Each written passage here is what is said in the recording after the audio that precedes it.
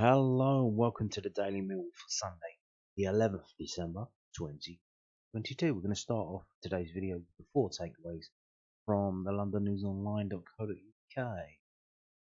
And they say Fleming and Class Saints for goals need to start coming from other attackers.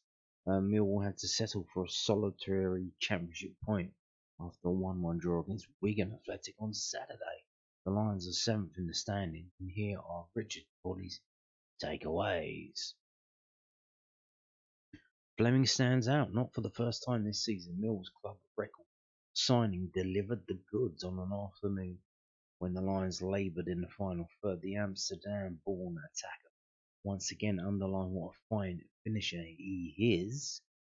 Fleming produced a first-time strike after Danny McNair's clipped diagonal ball, chested down by Tom Bradshaw for his 9th goal in 19 appearances for South Londoners. The 24-year-old also set up Bradshaw early on, the striker's prodded effort being pushed away by Wigan keeper Jamie Jones. Jones also dived to his right to push away a Fleming free kick in the second half. The number 10 had the most touches and passes out of any of Millwall's attacking players, but drifted into more of a wide right role in the closing stages. Other attackers need to start delivering. Millwall failed to score in 4 of their last 6 matches. That is not good. With Fleming scored 4 of the 5 goals over that period. The Lions need other players to hit the back of the net. Andreas Vogelsam is yet to score for Millwall, but had a great chance to rectify that in the first half yesterday, which he failed to take. Mason Bennett did brilliantly drive down the left, and his whipped cross was perfect for the German frontman, but he sent his header over the top. Bradshaw's role is about far more than just scoring with his nuisance value defenders and graft. Appreciated by Rowett, but his 4 goals this season come in 2 matches, and he hasn't scored since his extra hat-trick against Watford on October the 19th. Bennett, like Vogelsam, is waiting to open his account in this campaign. Again, that doesn't mean he didn't contribute yesterday. He gave Wigan captain Tendaya Darikwa problems down the lactics right, and ended up the fullback being cautioned for 1 foul to take him out of his stride. He also picked out Billy Mitchell perfectly in the 54th minute, but the midfielder, not renowned for his scoring prowess, struck straight at Jones. Wigan got lucky with the opener. George Long had to deny Nathan Broadhead in the opening seconds at the Den, but Wigan did not create a whole lot of clear-cut chances. There were plenty of fortune about the first goal for Colatori's reign as new Latics boss. George Saville nearly nicked the ball from Nathan Broadhead in the box, and then Wilkins' shot looked to be covered by Long. Instead, the ball came back off the unwilling Callum Lang, with Long already grounded after diving to his left, leaving Keane to convert at the second attempt. Mill have not lost to Wigan in the last 6 meetings in SC16. New manager Bounce did see the visitors end their run of conceding at least 2 goals in their last 5 away matches, but they didn't really threaten too often to win at the Den for the first time since April 2013. Some good stuff there, some good stuff. Should form be a concern? It should always be a concern. It depends how you look at it. Well, yes, because you can paint a couple of different complexions. Millwall are 18th in the form table for their results over the last 6 matches, averaging a point per game. But they are 3rd in the standings if stretched out over the previous 10 games, with only Coventry and Burnley amassing more points. Championship is a grind, and you're going to get lean spells. 3 of their last 5 matches have been draws. Always a likely outcome when the set pieces are not quite on point. Millwall didn't do enough with the 4 corners they had on Saturday. With only 3 points separating 7th to 15th, the Lions can drop fairly rapidly down the table. They can't get results at Luton Town next weekend, and then when they head to Watford on Boxing Day. Millwall are unbeaten in 6 at the Den, but are 23rd in the away league table. Yes, our next 2 games are away games. If we play and get the results that we've been getting, as we have been this season away from home, you can see we're 23rd in the away league table. That's not going to be good, because we're going to drop like a stone. We need to win at least one of those games, and then probably lose or draw the other one. A win and a draw would be Very, very good. Of 2 wins would be stellar. But I would absolutely love it if we get a win and a draw. But that is going to be a tall order, because then you're asking us to do something that we haven't done all season, which is play well away from home and get a result. Well, we don't play well just to get a result. We've had 2 away wins so far this season. We've only had 1 away clean sheet. So if we're gonna if we can't keep a clean sheet away from home, you know what that means. We're gonna score at least 2 goals to win the game. Can we do it? Well, if Zion does what he does at Preston, but you're relying on the magic man to make some magic. Moving on now to this from southwarknews.co.uk, and talking of relying on the magic man to make the magic, how about we get some more magicians in? So Millwall in need of extra attacking substitutes ahead of January transfer window. The Lions used just 3 of the 5 substitutes against Wigan Athletic yesterday afternoon. Gary Rowett admitted that Millwall needed extra attacking reinforcements on the bench during their 1-1 draw against Wigan Athletic. The Lions were locked at 1-1 against the Latics heading into the final 20 minutes of the match, when manager Gary Rowett opted to make his first changes, bringing on George Honeyman and Tyler Berry for Andres Vogelsammer and Mason Bennett. Berry was the only attacking substitute available to Rowett, then the rest of his options being midfielders or defenders. As a result, the Millwall boss was quick to point out that his side would have won the game if they were able to bring on more players that could change the game from the bench. I certainly felt there was a point where we needed more energy, he said after the match. Energy is one thing, quality is another. I felt it was a difficult one for Tyler because he's been ill. Archie's been out for a while. He looked like he was flagging a little bit towards the end. Tyler's been ill, and I'm waiting for him to give us that little bit of zip and try to one for him.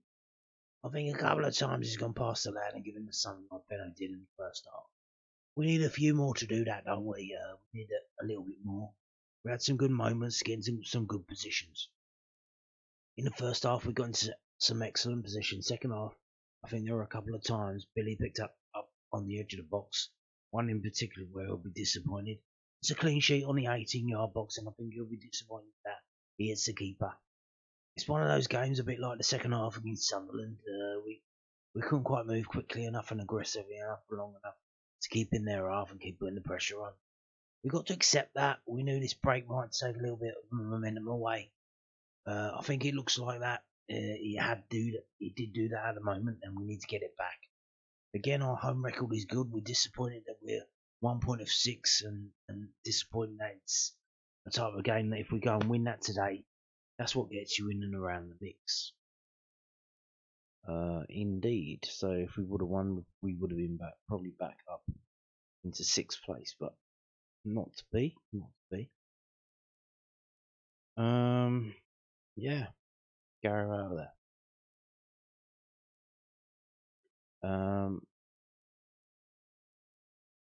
Again, this from LondonNewsOnline.co.uk. Gary Rowett.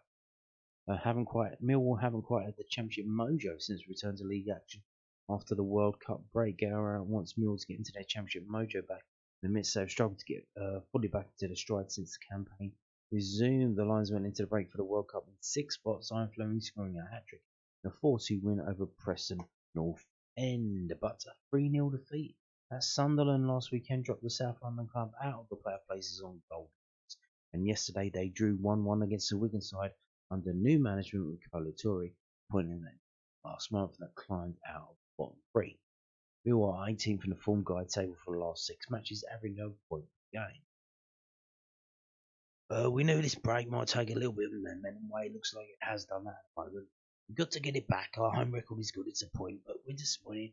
We're 1 point of 6 in this type of game. If you win, that's what gets you in and around the mix. And basically, this story is just the same quotes that I read in the previous story.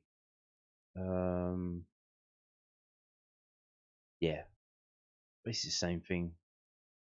I didn't really check it before I started filming, so Moving on to this now. I don't know if you noticed, we're at the end of the year. It's December. So that calendar you've got, you need to replace it.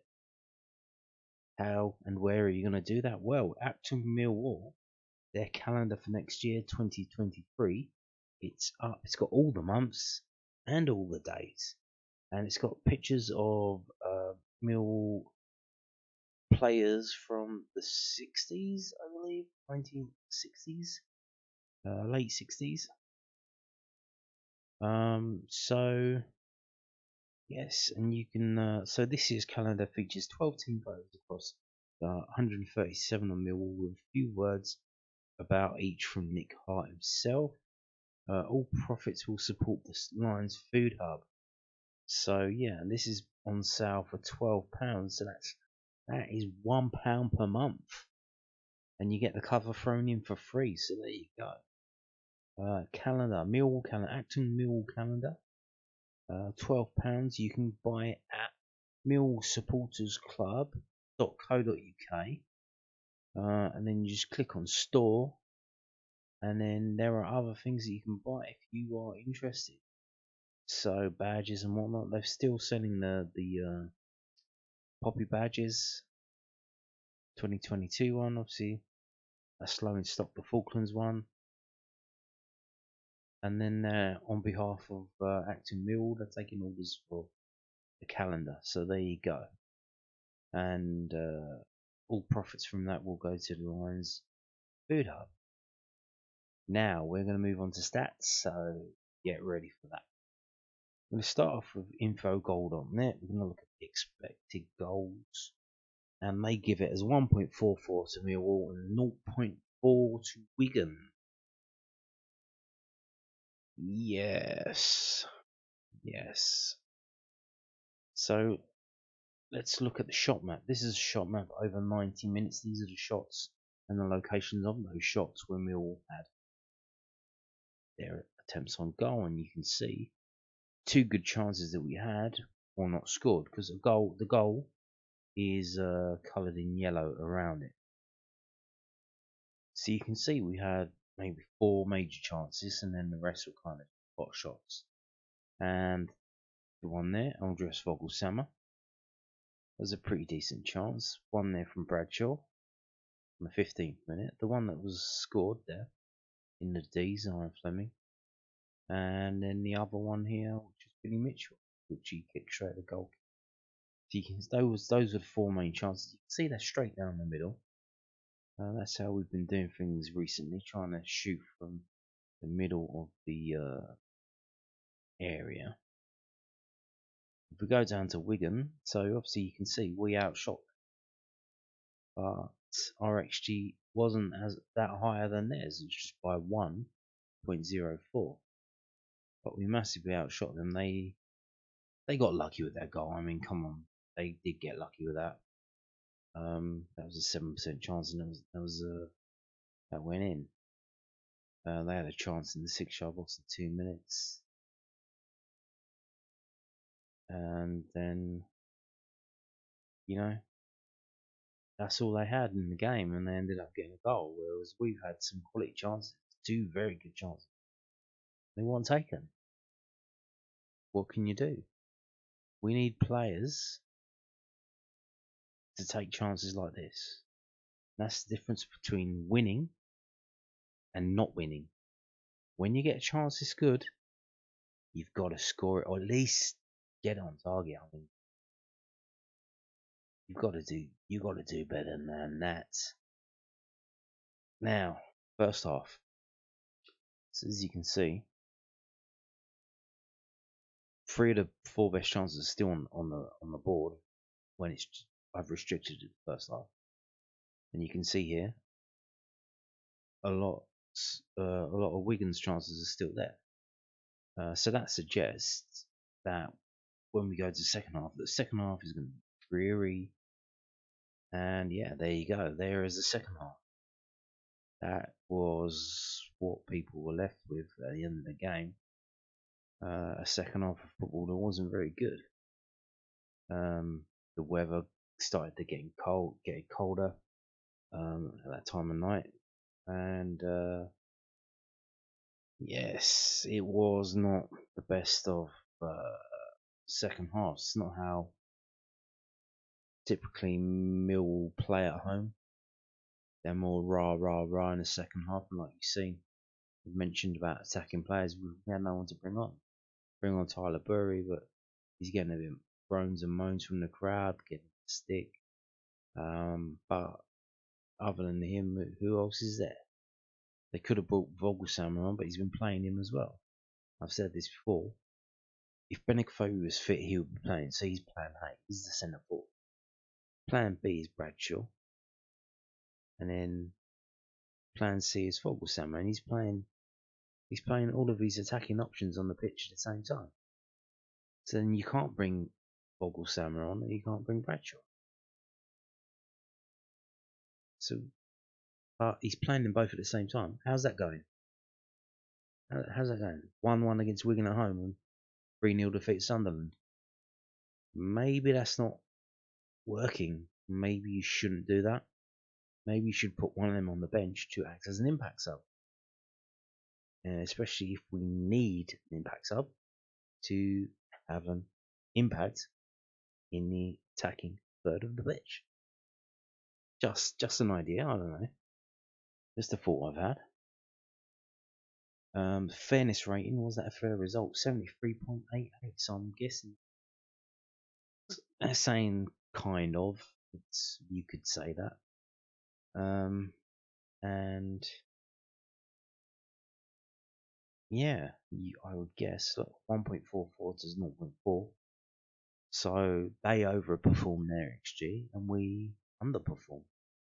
But 1.44, that's closer to 1 than it is 2. So did we deserve that second goal? Probably not really.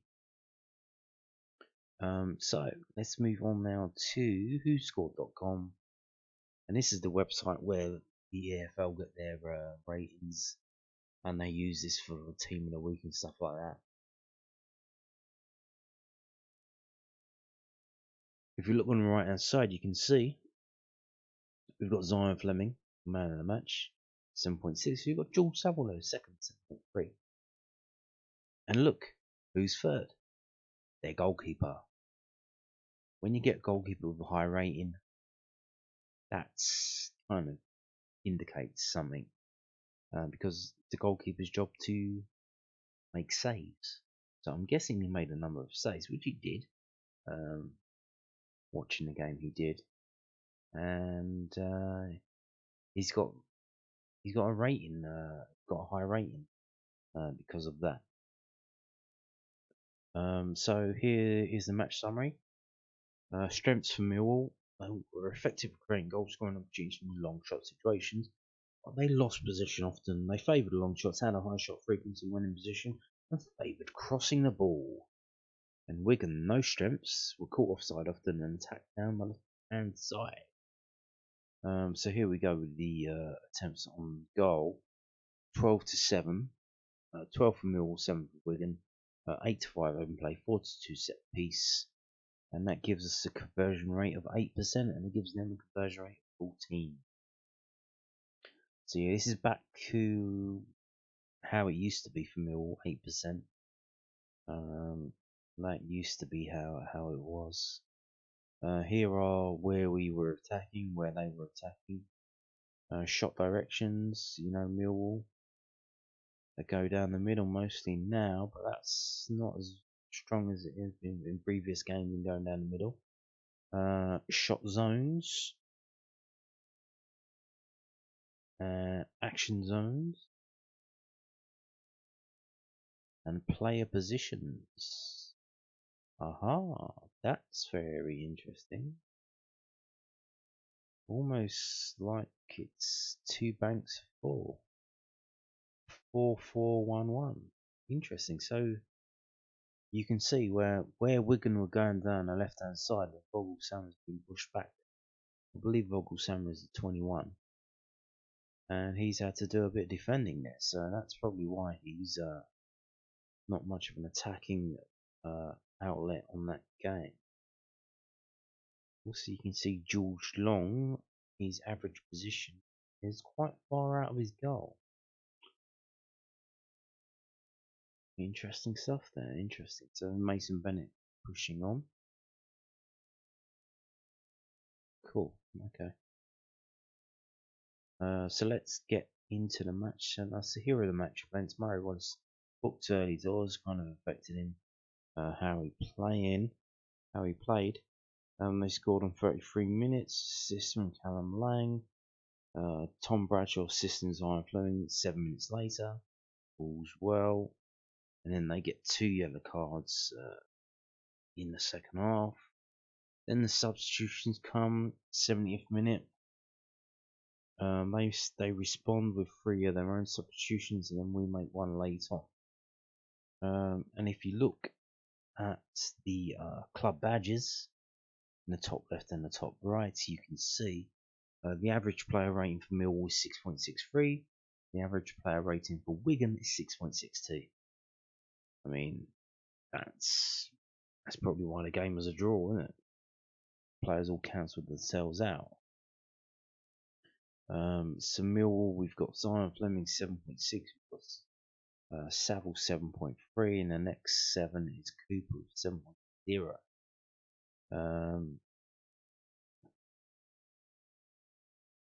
Okay.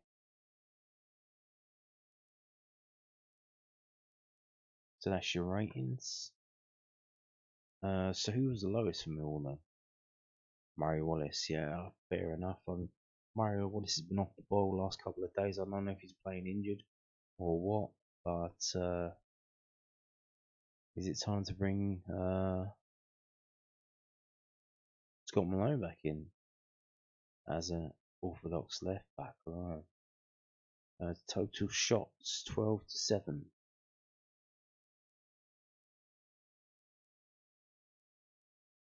Possession wise, we had less possession.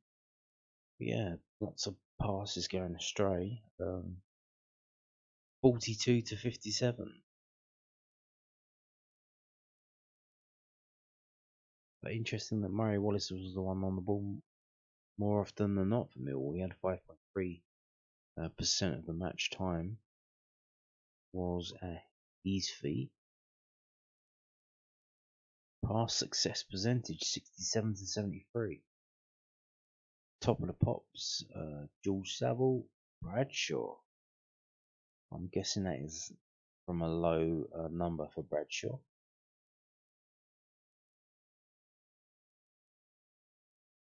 Dribbles 3-7. Aerials 1, 27-26. Cooper with 7. Bradshaw with 4. Not bad, not bad. Tackles 15-17. So all of the Millwall team having a tackle, except for McNamara, Bennett, and Long. Interesting stuff. So Saville and Mitchell, so Millwall doing the tackling in the middle of the pitch, not letting it get to the defenders. Corners 4-3. Dispossessed 11-10. Interesting stuff. So let's have a look now at the stats. So we've obviously seen that their goalkeeper got high rating. Let's see